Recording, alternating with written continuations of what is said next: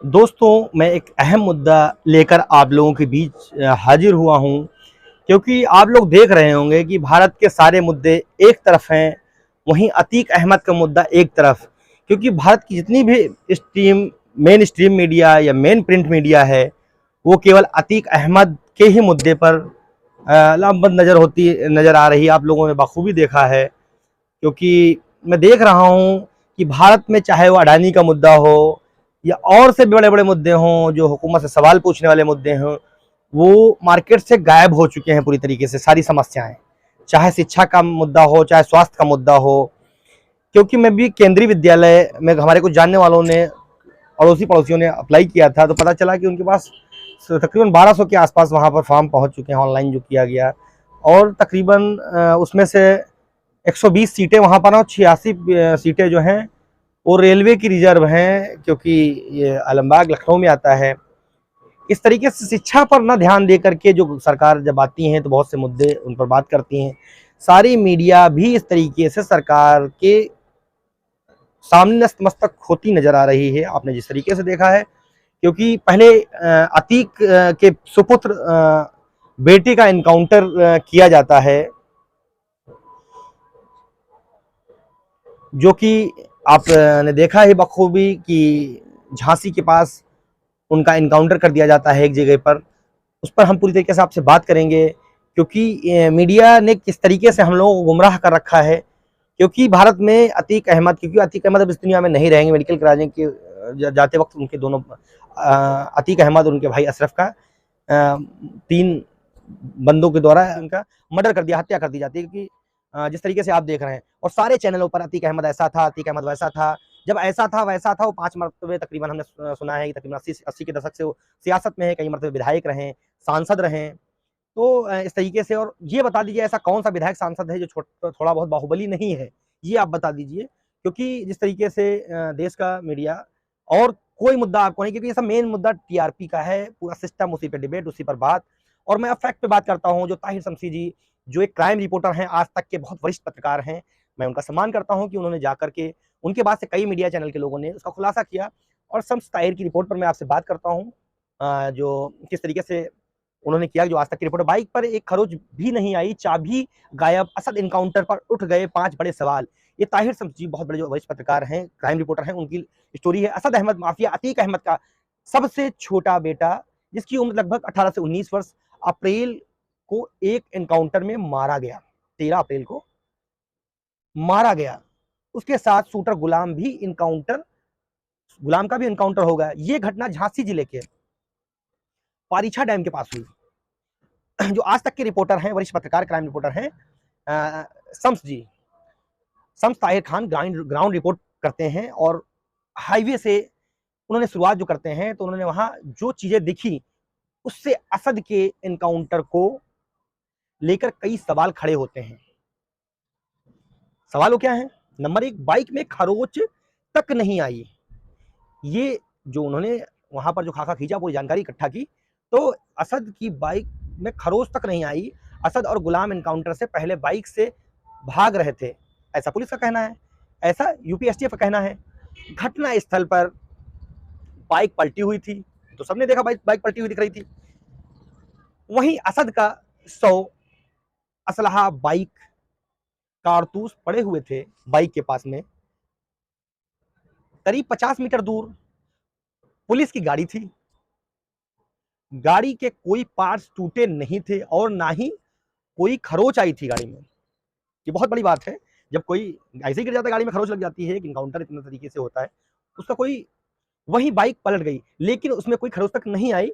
ये आप बहुत बहुत बड़ी बात है, एक बार संदेह पैदा करती है इस तरीके से। वहीं सर पे टोपी है, वो टोपी तक नहीं गिरती है। असलहा हाथ में होता है, वो तक नहीं। बाइक की चाबी कहाँ गायब हो गई? असद और गुलाम के एनकाउंटर के बाद झांसी की लोकल पुलिस भी पहुंच जाती है वहां पर। लोकल पुलिस से पहले मीडिया वहां पहुंच चुकी होती है। एनकाउंटर के बाद जब मौके पर मीडिया पहुंची, तो वहां बाइक की चाबी भी नहीं थी। ये पुलिस का कहना है कहीं गिर गई होगी, ऐसा होगा। चाबी भी नहीं थी। हो सकता है कि पुरानी बाइक थी, वो चाबी ढीली होने की वजह से कहीं गिर गई हो, ये कहना है। लेकिन वहां आसपास भी चाबी नहीं दिखाई दी। ये ताहिर जी जो हैं उनकी रिपोर्ट है। जाहिर है कि अगर कोई इनकाउंटर के बाद बाइक से गिरता है तो उस बाइक से कोई चाबी नहीं निकालेगा। ऐसे में चाबी कहां गई? अच्छा, नंबर 3 एक और खड़ा होता है कि वो नंबर 3 क्या है? अच्छा, जो इतने बड़े साथी अपराधी थे तो उससे कैसे तो नहीं घूम रहे होंगे। नंबर 3, हेलमेट नहीं मिले। हेलमेट भी नहीं, बिना हेलमेट का उनका एनकाउंटर होता है। यूपी पुलिस के मुताबिक असद और गुलाम करीब 45 दिन से लापता थे और वो अलग अलग राज्यों में घूम रहे थे। ये भी इस रिपोर्ट में शमसी जी ने सवाल खड़ा किया है, बहुत मजबूत सवाल है। उन पर पुलिस ने 5-5 लाख रुपए का इनाम घोषित कर रखा था। ऐसे में वो बिना हेलमेट के तो बाइक पर घूमेंगे ही नहीं, और अगर वो हेलमेट लगाए हुए थे तो एनकाउंटर के वक्त के बाद हेलमेट कहां चला गया भाई? ये सवाल बनता है भाई, हेलमेट कहां गया? अच्छा, रास्ता भी, नंबर 4, रास्ता भी ऊबड़ खाबड़ थी। तो कितनी स्पीड में चल सकता है ऊबड़ खाबड़ रास्ता में? शम्स ताहिर खान के मुताबिक एसटीएफ का कहना है कि असद और गुलाम पारीछा डैम के आसपास छिपे थे, है ना, छिपे हुए थे, ये कहना है उनका। जगह नेशनल हाईवे से 2 किलोमीटर की दूरी थी। उस जगह तक पहुंचने के लिए पगडंडी बनी हुई थी, जो कि पथरीली कच्ची रास्ता थी। और पथरीली कच्ची रास्ते में आदमी कितनी तेज चल सकता है? ऊबड़ खाबड़ रास्ता है, यहाँ कोई भी गाड़ी 10 या 20 या 30 किलोमीटर से प्रति घंटे से ऊपर नहीं जा सकती। 20 बहुत हो गई, 20 किलोमीटर से ऊपर नहीं जा सकती। इसीलिए यह सवाल उठ रहा है कि जब एसटीएफ दोनों का पीछा कर रही थी तो वो उस रास्ते पर बाइक से तेजी से इतनी दूर तक कैसे पहुंच गए? ये बहुत बड़ी बात है। यहां एक बात ये भी है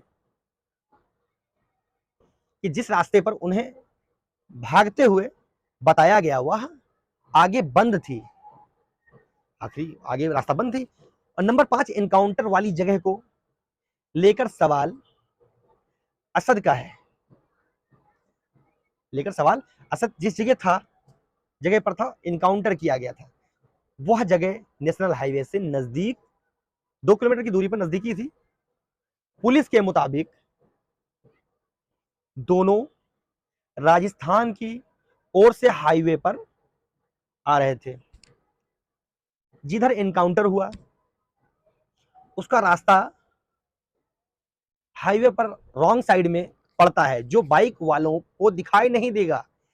जिस जगह पर एनकाउंटर हुआ उसके आसपास कोई टोल या ढाबा नहीं था, जिससे यह हो सके कि वह आसपास कहीं रुके थे। और उस जगह रॉन्ग साइड जाने का कोई मतलब ही नहीं है, दोनों साइड क्यों भागे? 6 नंबर, एनकाउंटर वाली जगह को लेकर सवाल असद जिस जगह पर इनकाउंटर किया गया था वह जगह नेशनल हाईवे से 2 किलोमीटर के अंदर है। पुलिस के मुताबिक दोनों राजस्थान की ओर से हाईवे पर आ रहे थे। जिधर एनकाउंटर हुआ उसका रास्ता हाईवे पर रॉन्ग साइड में पड़ता है, जो बाइक वाले को दिखाई नहीं देता। जिस जगह पर एनकाउंटर हो उसके आसपास कोई टोल या ढाबा भी नहीं था, जिससे यह कहा जा सके कि वह आसपास कहीं रुके हुए और उस जगह से रॉन्ग साइड आ गए। ऐसे में सवाल उठता है कि वह दोनों रॉन्ग साइड क्यों भागे? ये बहुत बड़ा सवाल उठता है। जो वीडियो आपने देखा, मैंने कोशिश की एक स्टोरी को आप तक पहुंचाने की। अगर मेरा ये वीडियो अच्छा लगे आपको तो हमारे चैनल को लाइक, शेयर एंड सब्सक्राइब जरूर करें। तब तक के लिए बने रहिए मेट्रो फ्यूचर न्यूज़ के साथ। मिलते हैं फिर